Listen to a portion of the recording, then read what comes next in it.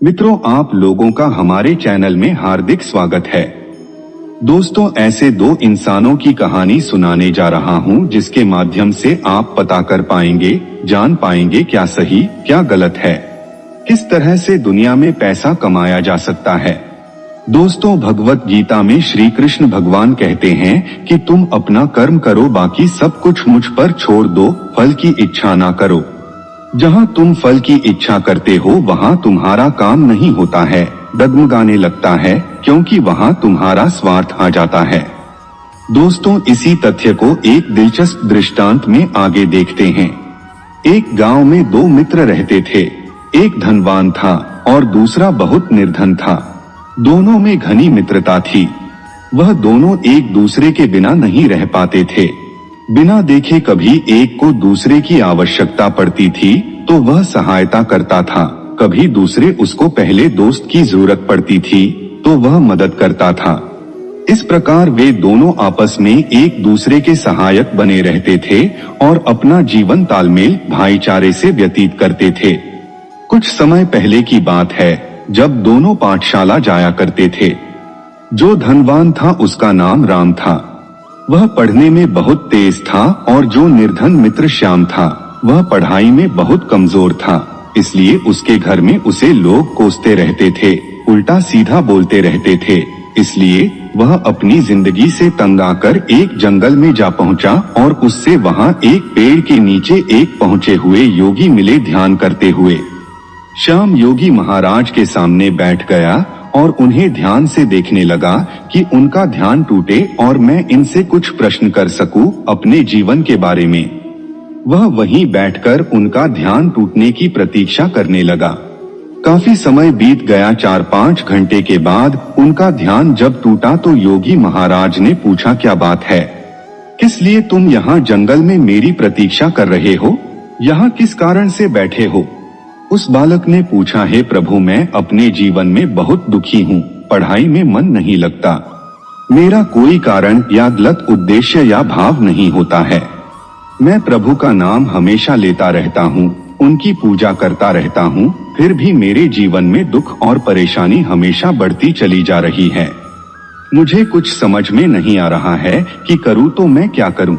और मेरा एक दूसरा मित्र है, वह पूजा पाठ कुछ भी नहीं करता है, फिर भी उसके काम धंधे सब कुछ अच्छे से चलते रहते हैं।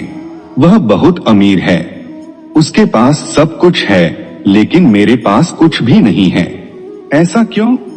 योगी महाराज ने कहा, बस इतनी सी बात है। श्याम बोला, हाँ प्रभु, इतनी सी ही बात है।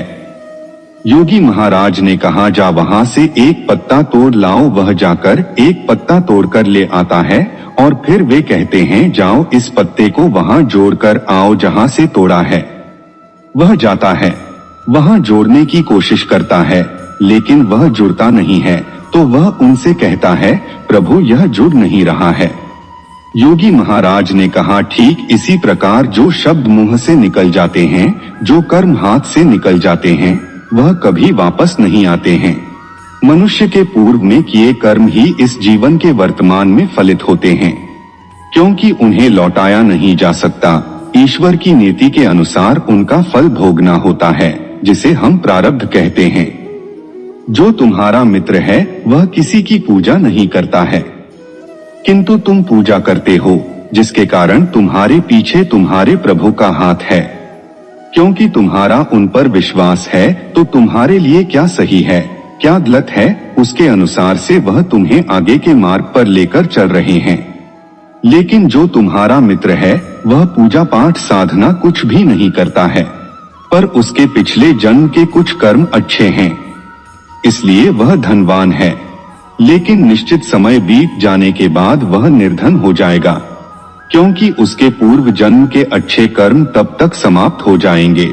पर क्योंकि वे कर्म या उनका फल अभी शेष है, सो उनके अनुसार ही उसे धन की प्राप्ति हो रही है। जब अच्छे कर्म खत्म हो जाएंगे तो उसके पास जो भी धन है वह खत्म हो जाएगा। लेकिन जो तुम्हारे प्रभु हैं, जिनकी तुम पूजा करते हो, वह तुम्हारे पिछले जन्म के बुरे कर्म काट रहे हैं। जहाँ वह वक्त खत्म हुए, वैसे ही तुम्हारे पास धन आने का मार्ग खुलने लगेगा। और वे तुम्हें आगे बढ़ा देंगे। इसलिए अभी तुम्हारे जीवन में धन नहीं है। बस तुम पूर्ण श्रद्धा विश्वास के साथ अपना कर्म करते रहो और अपने ऊपर अपने प्रभु पर विश्वास और धैर्य बनाए रखो। योगी महाराज से जीवन का यह रहस्य सुन श्याम इस पर विचार करता हुआ अपने घर आ जाता है और अपना कर्म उन योगी जी के बताए अनुसार करने लगता है। उम्र जवानी की थी, मन में उतावलापन भी था। कुछ दिन बीत जाते हैं, उसके जीवन में कुछ भी परिवर्तन नहीं हो पाता है। वह सोचा में पड़ जाता है कि अब तो मैं वैसे ही कर रहा हूँ, पर परिवर्तन क्यों नहीं। फिर वह जंगल में स्थित उन्हीं योगी जी महाराज के पास जाता है और उनसे कहता है, प्रभु काफी समय बीत गया है, फिर भी मेरे जीवन में कुछ भी परिवर्तन नहीं आ रहा है। अब तो मेरा विश्वास और धैर्य भी डगमगा रहा है। मैं क्या करूं? मुझे कुछ समझ में नहीं आ रहा है। कृपया कर आप मेरा मार्गदर्शन करें। उन योगी जी कुछ हंसे। वे उसके उतावलेपन और चिंता को जान गए। उन्होंने श्याम से कहा, तुम्हारे पास अभी धन आ सकता है, लेकिन उसके लिए तुम्हें बुरे कर्म करने पड़ेंगे। यह धन तुम्हारे अपनी दिनचर्या के ही कामों के व्यय में कुछ दिनों में खत्म हो जाएगा। आगे चलकर तुम्हें कई रोग हो सकते हैं, कई प्रकार की तकलीफ आने लगेगी। बुरे कामों से धन तो जल्द आ जाएगा, पर उसमें स्थायित्व नहीं होता है और वह अपने साथ बुरा फल भी ला सकता है, क्योंकि जो जैसा कर्म करता है उसके अनुसार ही उसे फल भी प्राप्त होता है। अब निर्णय तुम्हें लेना है कि क्या कर्म करना है। श्याम फिर से किंकर्तव्य विमूढ़ हो सोचते हुए घर पर आता है और उसी समय उसके पास उसका धनवान मित्र राम आता है और श्याम से कहता है कि मुझे पता है तुम्हें धन की बहुत आवश्यकता है। तुम्हारे पास धन नहीं है, तुम्हें कितने धन की आवश्यकता है, तुम मुझसे ले लो। पर श्याम को योगी महाराज की कही बात स्मरण हो आई। श्याम ने अपने मित्र को कहा, तुम्हारा जो यह धन है वह बुरे कर्म करके कमाया हुआ है, मैं यह नहीं ले सकता। राम कहता है, तुम अच्छा कर्म करते हो, मैं बुरा कर्म करता हूँ, लेकिन तुम्हारे पास कुछ भी धन नहीं है और मुझे देखो, मेरे पास धन ही धन है। उस समय श्याम राम के सवालों का कुछ भी जवाब नहीं दे पाता। कुछ दिन और व्यतीत होने के बाद श्याम रास्ते से जा रहा था और उसे रास्ते में ही एक हीरा मिलता है। वह हीरे को देखकर बहुत प्रसन्न हो जाता है और वह उसे उठा लेता है और उसे ले एक जौहरी के पास जाता है और उसे जौहरी को बेच देता है। हीरे के बेचने से श्याम को बहुत सा धन मिल जाता है और उसकी जो भी धन की समस्या थी वह समाप्त हो जाती है। कुछ समय के पश्चात इधर उसका धनवान मित्र राम अस्वस्थ होने लगता है। वह कितनी भी चिकित्सा करवाता है, ठीक नहीं हो पाता है। डॉक्टरों वैद्यों के पास जा जाके उसके पास सारा धन समाप्त हो जाता है। श्याम राम से एक दिन मिलने जाता है। श्याम राम को इस हाल में देखता है कि वह अत्यंत दुबला और अस्वस्थ बिस्तर पर दुखी पड़ा है। राम को ऐसी अवस्था में देखकर श्याम भी बहुत दुखी होता है। राम तो अपनी हालत बयान करने से पहले ही रोने लगता है।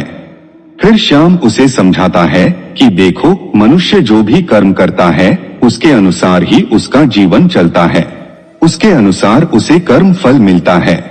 अब श्याम राम की अपने धन से मदद करता है, लेकिन ईश्वर की नीति कहें या भाग्य की गति के कुछ समय आने के बाद बीमारी के कारण राम की मृत्यु हो जाती है। मित्रों, यहाँ पर बुरे कर्म करके पैसे या धन तो कमाया जा सकता है, लेकिन उसका परिणाम भी मनुष्य को ही भोगना पड़ता है। वस्तुतः हमारे प्राचीन ग्रंथों में ज्ञानी जन ऐसी कथाओं से जीवन के सत्य को उजागर कर मनुष्य के जीवन के मर्म को सिखाते हैं। यदि हम इस ओर जागरूक हो सूक्ष्मता से देखें तो हमारे आसपास जीवन में ऐसे वृतांत और जीवंत उदाहरण भी कई मिल जाएंगे, पर हम केवल आज या अभी के पलों को ही देखकर जीवन को आंक लेते हैं, पर जीवन का पिछला हिस्सा और आगे आने वाला समय नहीं देख पाते हैं। इसीलिए हम पूर्ण सत्य नहीं देख पाते हैं और सही निष्कर्ष नहीं निकाल पाते हैं। फलस्वरूप बहुत से लोग गलत राह पर चल पड़ते हैं। यदि जीवन के कर्म फल के नियम को ही भली भांति समझ लिया जाए तो इस दुनिया से बुरे कर्म और क्राइम भी समाप्त हो जाएं। तब धरती पर मानव समाज स्वर्णिम युग लाने में भी समर्थ हो सकेगा, क्योंकि सभी अच्छे कर्मों को अर्जित करने में लग जाएंगे, भलाई और परोपकार को अपने जीवन में सर्वोच्च स्थान देंगे। आशा है इस सीखप्रद वृतांत से आपको भी जीवन के इस सत्य ने प्रेरित किया होगा। धन्यवाद।